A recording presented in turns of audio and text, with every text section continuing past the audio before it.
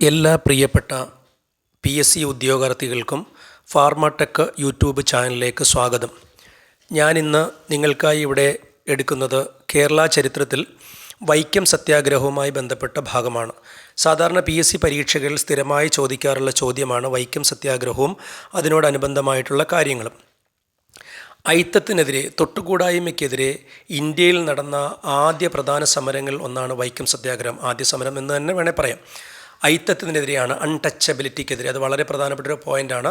വൈക്കം സത്യാഗ്രഹം ജാതി വിവേചനത്തിനെതിരെ എന്നും പറയാറുണ്ട്. വൈക്കം സത്യാഗ്രഹം കഴിഞ്ഞ KS പരീക്ഷയ്ക്ക് ഈ ഒരു ചോദ്യം ഉണ്ടായിരുന്നു, എനിക്ക് തോന്നി, ഇങ്ങനെ ഒരു ഫാക്റ്റായിട്ട്. Temple entry proclamation and Vaikom Satyagraha is related to എന്ന് പറഞ്ഞ് ചോദിച്ചിട്ട് is caste system, against caste സിസ്റ്റമാണ് കറക്റ്റ് അല്ലേ. അൺടച്ചബിലിറ്റിക്കെതിരെ, തൊട്ടുകൂടായ്മയ്ക്കെതിരെ നടന്ന ആദ്യത്തെ സമരമാണ് വൈക്കം സത്യാഗ്രഹം. ഈ വൈക്കം സത്യാഗ്രഹം ആരംഭിക്കുന്നത് മാർച്ച് 30, 1924 വൈക്കം സത്യാഗ്രഹം ആരംഭിക്കുന്നത് മാർച്ച് 30, 1924.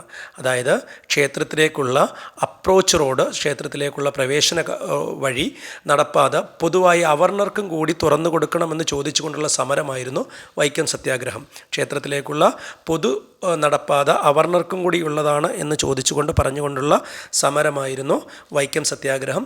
ഇത് ആരംഭിക്കുന്ന വർഷം അതോർത്തോണം, മാർച്ച് 30, 1924. വൈക്കം സത്യാഗ്രഹത്തിൻ്റെ പ്രധാനപ്പെട്ട നേതാക്കൾ TK Madhavan, Changanassery Parameswaran Pillai, KP Kesava Menon, Mannath Padmanabhan, CV Kunhiraman, K Kelappan. ഒന്നുകൂടെ പറയാം: TK Madhavan, Changanassery Parameswaran Pillai, KP Kesava Menon, Mannath Padmanabhan, CV Kunhiraman, K Kelappan. സാധാരണ ഈ പേരുകൾ എപ്പോഴും ചോദിക്കുന്നതാണ്.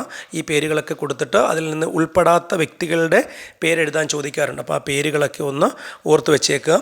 അടുത്തതായി അറിയേണ്ടത്, മലയാളി അല്ലാത്ത ഒരു സമരനായകനുണ്ടായിരുന്നു വൈക്കം സത്യാഗ്രഹത്തിന്. അദ്ദേഹത്തിൻ്റെ പേരാണ് പെരിയാർ EV രാമസ്വാമി. ഇത് ഒരുപാട് പരീക്ഷകൾക്ക് ചോദിച്ചിട്ടുണ്ട്. പെരിയാർ EV രാമസ്വാമി.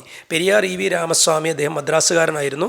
അദ്ദേഹത്തിന് വൈക്കം വീരൻ എന്നൊരു പേരും കൂടെ, ഹീറോ ഓഫ് വൈക്കം എന്ന ടൈറ്റിൽ അദ്ദേഹം അറിയപ്പെടുന്നത്. എന്ന തലക്കെട്ടിലാണ് അദ്ദേഹം പെരിയാർ EV രാമസ്വാമി അറിയപ്പെടുന്നത്.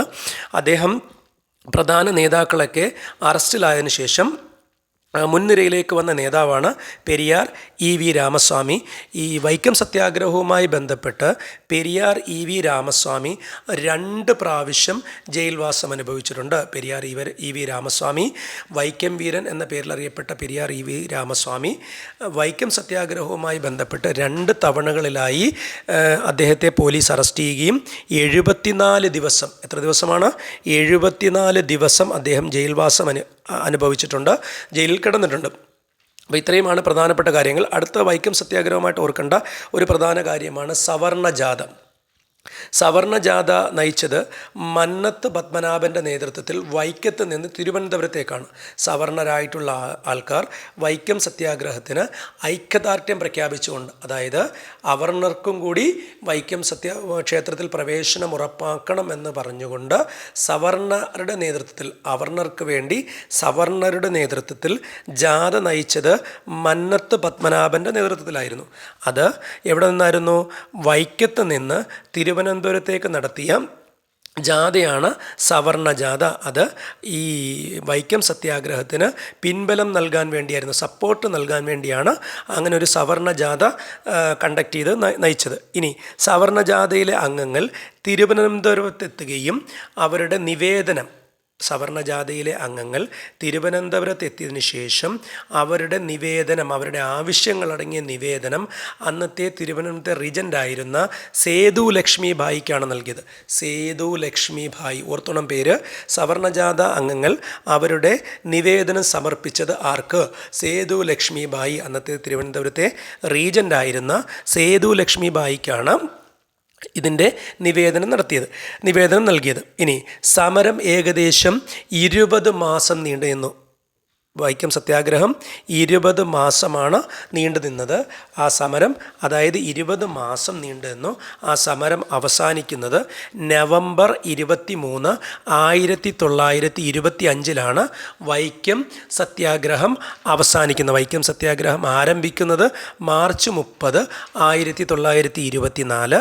എന്നാൽ വൈക്കം സത്യാഗ്രഹം അവസാനിച്ചത് നവംബർ 23, 1925 വൈക്കം സത്യാഗ്രഹം അവസാനിക്കുന്നത്. ഇതിനെടുത്ത ദിവസങ്ങൾ അതിപ്പോൾ ഒരു PSC പരീക്ഷയുടെ ക്വസ്റ്റ്യൻ പേപ്പറിൽ കണ്ടിട്ടുണ്ട്.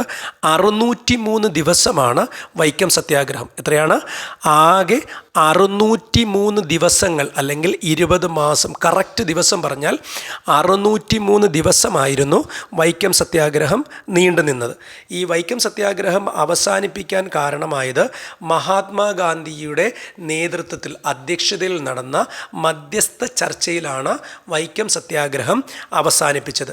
മഹാത്മാഗാന്ധി മൊത്തം 5 പ്രാവശ്യം കേരളം സന്ദർശിച്ചിട്ടുണ്ട്. അതിൽ രണ്ടാമത്തെ തവണ 1924-25 മഹാത്മാഗാന്ധി കേരളം സന്ദർശിക്കുകയും അതിൻ്റെ ഫലമായിട്ടാണ് വൈക്കം സത്യാഗ്രഹം അവസാനിപ്പിക്കുന്നത്. ഇനി വൈക്കം സത്യാഗ്രഹത്തിൻ്റെ വൈക്കം സത്യാഗ്രഹവും അതുപോലെ തന്നെ സവർണജാതിയും കൂടെ ചേർന്നിട്ടാണ് ക്ഷേത്രപ്രവേശന വിളംബരം ഒരുക്കാൻ കാരണമായി. ക്ഷേത്രപ്രവേശന വിളംബരത്തെക്കുറിച്ച് ഒരു വീഡിയോ ഞാൻ ചെയ്തിട്ടുണ്ട്. അതിൻ്റെ ലിങ്ക് ഞാനിതിൻ്റെ ഡിസ്ക്രിപ്ഷനിൽ കൊടുക്കാം, നിങ്ങൾ കാണണം. അപ്പോൾ വൈക്കം സത്യാഗ്രഹവും സവർണജാതിയുമാണ് ക്ഷേത്രപ്രവേശന വിളംബരം പുറപ്പെടുവിക്കാൻ കാരണമായത്. മാത്രമല്ല, ഒരു പൊതുജനങ്ങൾക്കിടയിൽ ഒരു പൊതു അഭിപ്രായം, എല്ലാവർക്കും ക്ഷേത്രപ്രവേശനം എന്ന ഒരു പൊതു അനുകൂലമായ അഭിപ്രായം രൂപപ്പെടാൻ കാരണമായത് വൈക്കം സത്യാഗ്രഹവും സവർണജാതിയും കൂടിച്ചേർന്നാണ്. അപ്പോൾ ഇത്രയും കാര്യങ്ങളാണ് പ്രധാനമായിട്ടും ഓർക്കേണ്ടത്. അപ്പോൾ ഗാന്ധിജി സന്ദർശിച്ചത് 1920, 25, 27, 34, 37. അത് വരുന്ന ഓരോ വീഡിയോയിലും ഏതിനൊക്കെ സാഹചര്യങ്ങളിലാണ് ഗാന്ധിജിയുടെ കേരളം സന്ദർശിച്ചത് എന്ന് പറയുന്നതായിരിക്കും. അപ്പോൾ തൽക്കാലം വൈക്കം സത്യാഗ്രഹവുമായിട്ട് വന്നത് 1925 ഇനി അപ്പോൾ ഒന്നും കൂടെ ഞാൻ ഓർമ്മിക്കുന്നു, തൊട്ടുകൂടായ്മയ്ക്കെതിരെ, ഐത്തത്തിനെതിരെ നടന്ന പ്രധാന ഐതിഹാസിക സമരങ്ങളിലൊന്നാണ് വൈക്കം സത്യാഗ്രഹം. വൈക്കം സത്യാഗ്രഹം ആരംഭിച്ചത് മാർച്ച് 30, 1924, അവസാനിച്ചത് നവംബർ 23, 1925. മൊത്തം 603 ദിവസമുണ്ടായിരുന്നു, 20 മാസം. പ്രധാനപ്പെട്ട നേതാക്കളെന്ന് പറഞ്ഞാൽ TK Madhavan, Changanassery Parameswaran Pillai, KP Kesava Menon, Mannath Padmanabhan, CV Kunhiraman, K Kelappan. Malayali അല്ലാത്ത നേതാവ് പെരിയാർ EV രാമസ്വാമിയാണ്. അദ്ദേഹം 2 പ്രാവശ്യം അറസ്റ്റ് ചെയ്തു, 74 ദിവസം ജയിൽവാസം അനുഭവിച്ചു. അദ്ദേഹത്തിന് വൈക്കം വീരൻ എന്ന പേരുണ്ടായിരുന്നു. ഗാന്ധിജിയുടെ മധ്യസ്ഥതയിൽ നടന്ന ചർച്ചയിലാണ് വൈക്കം സത്യാഗ്രഹം പിൻവലിക്കുന്നത്. വൈക്കം സത്യാഗ്രഹവും സവർണജാതിയും ചേർന്ന് അനന്തരഫലമാണ് ക്ഷേത്രപ്രവേശന വിളംബരം പ്രഖ്യാപിക്കുന്നത്. അപ്പോൾ ഇത്രയും കാര്യങ്ങൾ നിങ്ങൾ പ്രധാനമായിട്ടും ഓർക്കണം. അതുപോലെ തന്നെ സവർണജാതിയിലെ അംഗങ്ങൾ തിരുവനന്തപുരത്ത് അവരുടെ ആവശ്യങ്ങളടങ്ങിയ നിവേദനം സമർപ്പിക്കുന്നത് സേതു ലക്ഷ്മിബായിക്ക് മുമ്പിലാണ്. സേതു ലക്ഷ്മിബായി. അപ്പോൾ ഈ ക്ലാസ് പ്രധാനപ്പെട്ട പോയിന്റുകളെല്ലാം ഞാൻ വൈക്കം സത്യാഗ്രഹവുമായി ബന്ധപ്പെട്ട പ്രധാനപ്പെട്ട പോയിന്റുകൾ ഞാനിവിടെ ചർച്ച ചെയ്തിട്ടുണ്ട്. നിങ്ങൾ പല പ്രാവശ്യം ഇത് കേൾക്കുകയാണെങ്കിൽ നിങ്ങൾക്ക് വേറെ ഒന്നും പഠിക്കേണ്ട ആവശ്യമില്ല. ഈ വൈക്കം സത്യാഗ്രഹവുമായി എന്ത് ചോദിച്ചാലും നിങ്ങൾക്ക് എഴുതാൻ പറ്റുമെന്ന് ഞാൻ വിശ്വസിക്കുന്നു. അതുപോലെ തന്നെ നിങ്ങൾ ആരെങ്കിലും എൻ്റെ ചാനൽ സബ്സ്ക്രൈബ് ചെയ്തിട്ടില്ലെങ്കിൽ നിങ്ങൾ സബ്സ്ക്രൈബ് ചെയ്യുകയും ലൈക്ക് ചെയ്യുകയും കമൻറ്റ് ചെയ്യുകയും അതുപോലെ തന്നെ ഷെയർ ചെയ്യാൻ വേണം. നിങ്ങളുടെ സുഹൃത്തുക്കൾക്ക് നിങ്ങളിത് ഇട്ട് കൊടുക്കണം. ഞാൻ ഇതുപോലെ തന്നെ ഓരോ ചെറിയ ചെറിയ വീഡിയോകളായിട്ടായിരിക്കും ഞാൻ ക്ലാസ്സുകൾ എടുക്കുന്നത്. ഇനിയിപ്പോൾ ഗുരുവായൂർ സത്യാഗ്രഹമുണ്ട്, പാലിയം സത്യാഗ്രഹം, അങ്ങനെ ഓരോന്നോരോന്നായിട്ട് ഞാൻ പ്രധാനപ്പെട്ട ടോപ്പിക്കുകളെല്ലാം എടുക്കാം. നിങ്ങളുടെ സപ്പോർട്ടാണ് എനിക്ക് ആവശ്യം. നന്ദി.